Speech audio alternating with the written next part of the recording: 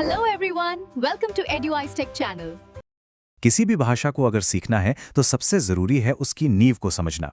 और अंग्रेजी भाषा की ये नींव बनती है नाउन से।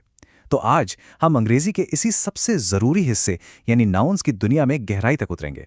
हम सबने स्कूल में नाउन्स की यही परिभाषा तो रटी है, किसी व्यक्ति, स्थान या वस्तु का नाम। लेकिन क्या ये कहानी यहीं खत्म हो जाती है या इसमें कुछ और भी है जो हम नहीं जानते? असल में नाउन्स की पूरी परिभाषा में एक और बहुत जरूरी चीज शामिल है। नाउन सिर्फ व्यक्ति, स्थान या वस्तु ही नहीं, बल्कि किसी विचार यानी आइडिया का नाम भी हो सकते हैं। और अक्सर यही छोटी सी बात है जो हमारी नजर से छूट जाती है। तो आज के इस सफर में हम क्या-क्या देखने वाले हैं? हम नाउन्स की परिभाषा से शुरू करेंगे, फिर उनके अलग-अलग प्रकारों को समझेंगे, मतलब उनका पूरा फैमिली ट्री देखेंगे। इसके बाद गिनती और मालिकाना हक के नियम, भेस बदले हुए नाउन्स और आखिर में नाउन से जुड़ी वो 5 आम गलतियां जिन पर ध्यान देना बहुत जरूरी है। तो चलिए सबसे पहले नाउन्स के इस परिवार से मिलते हैं। देखते हैं कि ये सामान्य से लेकर खास तक कितने अलग-अलग तरह के होते हैं। अच्छा, तो नाउन्स में सबसे पहला और सबसे बड़ा फर्क होता है प्रॉपर और कॉमन नाउन्स का। देखिए, प्रॉपर नाउन्स किसी खास व्यक्ति, जगह या चीज का नाम होते हैं, जैसे कनाडा या लिया। और हाँ, ये हमेशा कैपिटल लेटर से शुरू होते हैं। वहीं दूसरी तरफ कॉमन नाउन्स सामान्य नाम होते हैं, जैसे कंट्री या अब आते हैं कॉन्क्रीट और एब्स्ट्रैक्ट नाउन्स पर। कॉन्क्रीट नाउन्स वो हैं जिन्हें हम अपनी 5 सेंसेस से महसूस कर सकते हैं, जैसे डोरबेल की आवाज सुन सकते हैं या हाउस को देख सकते हैं। दूसरी ओर एब्स्ट्रैक्ट नाउन्स ऐसे विचार या भावनाएं हैं जिन्हें हम छू या देख नहीं सकते, जैसे करेज यानी हिम्मत या लव यानी प्यार। कहानी यहीं खत्म नहीं होती। इस परिवार में 2 और मजेदार सदस्य हैं। पहले हैं कलेक्टिव नाउन्स, जो किसी समूह को एक इकाई मानते हैं, जैसे एक टीम या एक फैमिली। और फिर हैं कंपाउंड नाउन्स, जहां 2 या ज्यादा शब्द मिलकर एक नया नाउन बनाते हैं, जैसे बास्केट और बॉल से मिलकर बना बास्केटबॉल। ठीक है, तो अब जब हम नाउन्स के प्रकारों को समझ चुके हैं, तो चलिए ये देखते हैं कि गिनती और मालिकाना हक मतलब पोजेशन दिखाने के लिए इनका इस्तेमाल कैसे होता है। यहाँ एक बहुत ही जरूरी नियम आता है काउंटेबल और अनकाउंटेबल नाउन्स का। जैसा कि नाम से ही जाहिर है, काउंटेबल नाउन्स को गिना जा सकता है, जैसे एक बिल्ली से कई बिल्लियां। लेकिन अनकाउंटेबल नाउन्स जैसे वाटर या इंफॉर्मेशन, इन्हें गिनना मुमकिन नहीं है। इन्हें हमेशा सिंगुलर ही माना जाता है। पर यहां एक ट्विस्ट है। कुछ नाउन्स ऐसे भी हैं जो वाक्य के हिसाब से काउंटेबल और अनकाउंटेबल दोनों हो सकते हैं।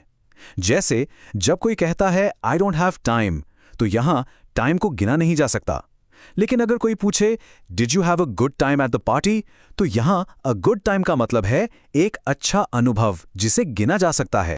तो सवाल ये उठता है कि हम ये कैसे बताएं कि कोई चीज किसकी है, मतलब ओनरशिप कैसे दिखाएं।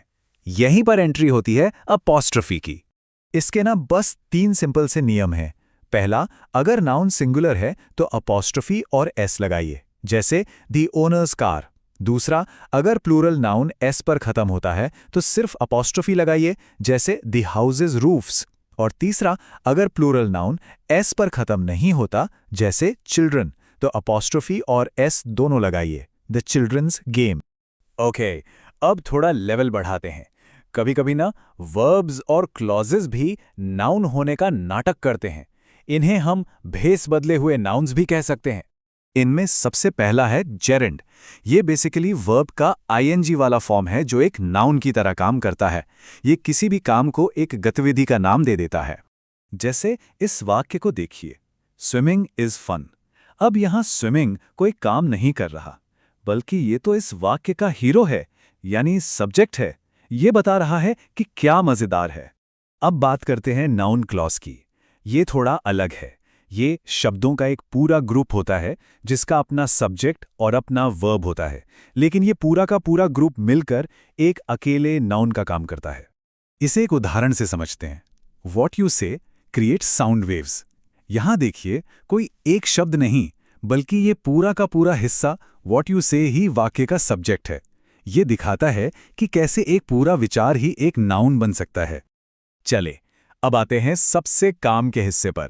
अब हम नाउन्स के साथ आर्टिकल्स यानी ए एन द का इस्तेमाल करते हुए होने वाली 5 आम गलतियों को देखेंगे और हाँ, उन्हें सुधारना भी सीखेंगे।